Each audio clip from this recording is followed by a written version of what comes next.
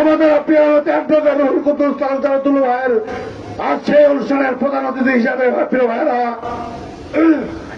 সেদিন আমরা বক্তব্য বলেছিলাম যে বাংলার বাড়ি থেকে এই ফ্যাসিবাদের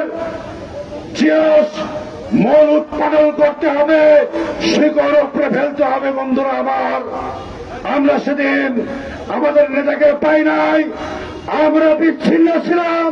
এ কারণে বাবু সহ অসংখ্য নেতা কর্মীকে এই ফ্যাসিবাদের দোসররা হত্যা করেছে। বন্ধুরা আমার,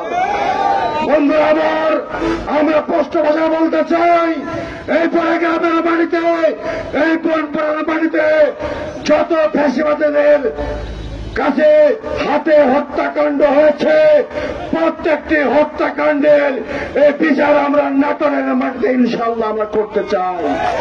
এ কারণে প্রত্যেকটি নেতা কর্মীকে আমরা সতর্ক এবং সজাগ থাকার আহ্বান জানাচ্ছি।